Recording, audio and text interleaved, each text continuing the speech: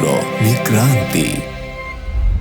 විවිධ වීඩියෝ අරගෙන ආවා මේ වෙනකන් ඉතාලියේ නීත්‍යානුකූලව රැඳී සිටීමේ බලපත්‍රයක් හිමි සහ ඉතාලි පුරවැසිභාවය ලබාගත් අය වෙනුවෙන්. ඉතින් මේ වීඩියෝ එක අමතක කරන්න හොඳ නෑ. අපේ ඉතාලිය තුල එක් කොටාසයක් ඉන්නවා සරණාගතයින් විදියට ඇප්ලයි කරලා බලාගෙන ඉන්න අය. ඉතින් ඒ අය වෙනුවෙන් තමයි මේ වීඩියෝ එක දැන් අරගෙන එන්නේ. ගොඩක් අය ඉතින් අපෙන් අහනවා මේ දිනවල ගොඩාක් වෙලාවට කමිෂන් එකට ගිහිල්ලා කමිෂන් එක පාස් වෙලා රැඳී සිටීමේ බලපත්‍රය ස්ථීර රැඳී සිටීමේ බලපත්‍රය ලැබෙනවා ප්‍රොටෙක්සියෝනේ ස්පෙෂාලේ කාසි ස්පෙෂාලේ කියන කැටගරි එකට සහ ප්‍රොටෙක්සියෝනේ ඉන්ටර්නැෂනාලේ කියන මේ කැටගරිස් දෙකට. ඉතින් ගොඩක් වෙලාවට ගොඩක් වැඩි ප්‍රමාණයක් 80%කට විතර ප්‍රමාණයකට ලැබෙන්නේ ප්‍රොටෙක්සියෝනේ ස්පෙෂාලේ එහෙම නැත්නම් කාසි ස්පෙෂාලේ කියන එක. ගොඩක් වෙලාවට අපෙන් අහනවා අපිට ලංකාවට යන්න පුළුවන්ද? ගිහින් එන්න බැරි වෙයිද? අපිට රිකොන්ජින්ජුමෙන්ටෝ ෆැමිලියාරි කරලා අපේ සමාජිකයින්ව ඉතාලියට ගෙන්වා ගැනීමට පුළුවන්ද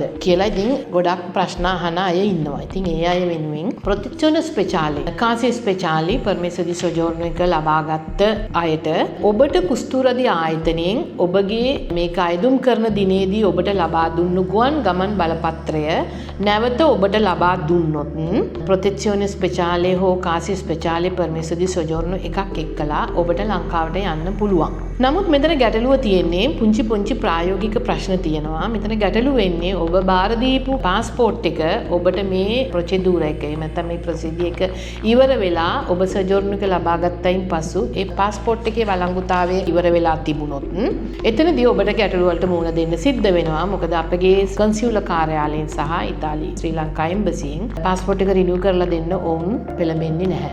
ඒ නිසා ඔබට මේ වීඩියෝ එක බලන ඕගොල්ලන්ට කියන්න ඕන අපි හිතමු ඔබ කමිෂන් පාස් වෙලා ඔබට අනුමත වෙනවා ප්‍රොටෙක්සියෝනේ ස්පෙෂාලේ එහෙම නැත්නම් කාසි ස්පෙෂාලේ පර්මිසෝ ඩි සොජෝර්නෝ එකක් එක්ක ඔබගේ ගුවන් ගමන් බලපත්‍රය දුන්නොත් ඔබට පුළුවන් වළංගු කාලය ළඟ නම් තියෙන්නේ ඔබ ලංකාවට ගිහිල්ලා ඔබට ගුවන් ගමන් බලපත්‍රය අයදුම් කරන්න පුළුවන්. ඉතින් ඔබට ලංකාවට යන්නත් පුළුවන්. මෙතනදී කියන්න ඕන ප්‍රධාන දේ තමයි ඔබ මේ ව්‍යාජාරය කරනකොට ඔබට කමිෂන් එකකින් දීපු ඔබට ප්‍රොටෙක්සියෝනේ ස්පෙෂාලේ එකක් කාසි ස්පෙෂාලේ එකක් දුන්නු හේතුව අපි ඒකට කියනවා වෙර්බාලේ ඩි කොමිසියෝනි කියලා. මේක අරගෙන යන්න. සමහර වෙලාවට ඔබ ඉතාලියට ඇතුල් වෙනකොට ඒගොල්ලෝ එයාපෝට් පොලිසියක ඔබව අපි කියනවා පොලිසිය ෆ්‍රොන්ටියර් එකෙන් ඔබව ඉන්ටරොගේෂන් එකක් කරන්න පුළුවන්. එතකොට එතනදී ඔබගේ වෙර්බාලික ඔබගේ අතේ තියෙනවා නම් වෙර්බාලික ඔබගේ අතේ තියෙනවා නම් ඕම් මේ වෙර්බාලික කියවලා බලලා ඔබට ප්‍රොටෙක්සියෝනේ ස්පෙෂාලේ එකක් දුන්නේ මොන හේතුවකටද කාසි ස්පෙෂාලේ එකක් දුන්නේ මොන හේතුවකටද කියන එක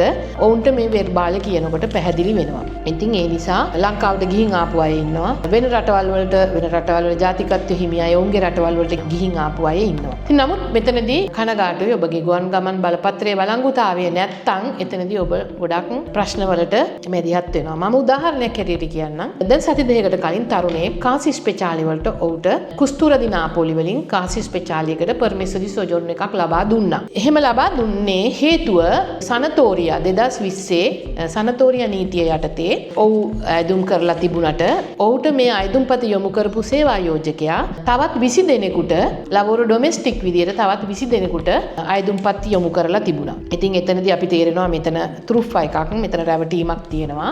නමුත් මේ තරුණයා නඩුවක් ගොනු කරා නීතිය ඉදිරියේදී ඔහුට වෙච්ච අසාධාරණය පිළිබඳව. අවුරුදු 3කට පස්සේ ඔහුට දුන්නා පර්මිසෝ ඩි සොජෝර්නෝ එක කාසි ස්පෙෂාලේ කියලා. එතකොට එතනින් අපිට තේරුම් ගන්න පුළුවන් කාසි ස්පෙෂාලි කියලා කියන්නේ මේ සොජෝර්නෝ එකේ කාසි ස්පෙෂාලේ එක කියන්නේ වෙර්බාලේ එකේ පැහැදිලිවම තියෙනවා. ඇයි එයාට කාසි ස්පෙෂාලේ පර්මිසෝ ඩි සොජෝර්නෝ එකක් ලබා දුන්න හේතුව. එතනදී වාසනාවකට ඔහුගේ ගුවන් ගමන් බලපත්‍රය වළංගුතාවයේ තිබුණා 2026 ජනවාරි වෙනකන්. මං ඒ වෙලාවේදී ඔහුට කිව්වා ඔබ ලංකාවට ගිහිල්ලා අලුත් ගුවන් ගමන් බලපත්‍රයක් ලබා ගන්න ඔබට අවුරුදු 10කට පර්මිසෝ ඩි සොජෝර්නෝ එක ලබා දෙනවා කියලා. ඔහු නැවත ඉතාලියට එනකොට මං ඔහුට කිව්වා ඔබ යනකොට මේ වෙර්බාලේ එකත් ඔබත් එක්ක ගෙනියන්න. එනකොට වෙනිස් එයාපෝට් එකෙන් ඔහු අරගෙන පැය භාගයක් විතර ඔහු එක්ක කතා කරලා තිබුණා. වෙර්බාලේ එක කියවලා බලලා ඔක්කොම හරි ඔයා යන්න ඔයාට කිසිම ප්‍රශ්නයක් නැහැ කියන එක ඔහු සඳහන් කරලා තිබුණා. ඉතින් මේ විදිහට තමා මේ ප්‍රොතෙක්ෂෝනේ ස්පෙෂාලි කාසි ස්පෙෂාලි කියන එක කමිෂන් එකෙන් සහ උසාවි නියෝගයක් මත ඔබට ලැබෙන්නේ. ඉතින් එහෙම කාසි ස්පෙෂාලි ප්‍රොතෙක්ෂෝනේ ස්පෙෂාලි තියෙන අයට ෆැමිලියාර් එක ඔබට කරන්න පුළුවන්ද කියලා අපෙන් සමහර අය අහනවා. ඔව් ඔබට කරන්න පුළුවන්. ඒ වෙලාවේදී ඔබ සාමාන්‍ය කෙනෙක් ෆැමිලියාර් එක කරනවා වගේ ඔබ ඊට සුදුසු ගෙන්වා ගැනීමට ඉන්න සමාජිකයින්ගේ ගානට ඔබගේ ආදායම් වාර්තාව පෙන්වන්න ඕන. ඔබ ඉදෙන තාල්ලු ජුතිව එක පෙන්වන්න ඕන. සියලුම රෙක්විසිටි සුදුසුකම් පෙන්නලා ඔබට ෆැමිලියාර් එක කරන්න පුළුවන්. නමුත් 2025 ජනවාරි මාසයේ ඉඳලා නීතිය වෙනස්කම් සිද්ධ වුණා. ඔබ මේ පර්මිසි සොජෝර්න් එක ලබාගෙන අවුරුදු 2කට පස්සේ තමයි ඔබට රිකොන්ජුජුමෙන්ටෝ ෆැමිලියාර් ඔබගේ පවුලේ සමාජිකයින්ව ඔබට ගෙන්වා ගැනීමට පුළුවන් වෙන්නේ. ඉතින් මේ ප්‍රොතෙක්ෂෝනේ ස්පෙෂාලි කාසි ස්පෙෂාලි පර්මිසි ඩි සොජෝර්න් එක මේ විදියට වෙනකොට තවත් කාණ්ඩයක් ඉන්නවා කමිෂන් එකේදී. ඒක අනිවාර්යෙන් තීරණය ලැබෙන්නේ කමිෂන් එකේ. කමිෂන් එකේදී ඔහුට ලැබෙනවා ප්‍රොතෙක්ෂෝනේ ඉන්ටර්නැෂනල් කියන එක. අපි බලමු කෙටියෙන් මොකක්ද මේ ඇයි අපිට ප්‍රොතෙක්ෂෝනේ ඉන්ටර්නැෂනල් කාසි ස්පෙෂාලි කියන පර්මිසි ඩි සොජෝර්න් එක අපිට ලැබෙන්නේ. ඉතින් අපි දන්නවා ප්‍රොතෙක්ෂෝනේ ඉන්ටර්නැෂනල් කියන්නේ ඔබට ජාත්‍යන්තර වශයෙන් ආරක්ෂාව ලැබිය යුතු පුද්ගලයෙක්. ඒකයි ප්‍රොතෙක්ෂෝනේ ඉන්ටර්නැෂනල් ගන්නකොට ජාත්‍යන්තර වශයෙන් ඔබට ආරක්ෂාව ලැබෙන්න ඕන. ඉතින් මේ විදිහට ඔබ ගොනු කරන කාරණාව අනුව තමයි මේ සොජෝර්න් එක කොයි විදිහේ සොජෝර්න් එකක්ද ඔබට දෙන්න ඕන කියලා ඔවුන් තීරණය කරන්නේ. අපි හිතමු ඔබ ජාත්‍යන්තර වශයෙන් ඔත්තු සැපයපු කෙනෙක්, රජයට ඔත්තු සැපයපු කෙනෙක්. එතනදී ඔබට ආරක්ෂාව වුන් දියන්න වෙනවා. එහෙම නැත්නම් ඊටමත් සාහසික ලෙස අමානුෂික පීඩනයට ලක් වෙච්ච පුද්ගලයෙක්. ඒ වගේ ඔහුගේ උපන් රටේ ඊටමත් වද හිංසාවලට ලක් වෙච්ච කෙනෙක්. ජීවිත අවදානමකට තියෙන කෙනෙක්.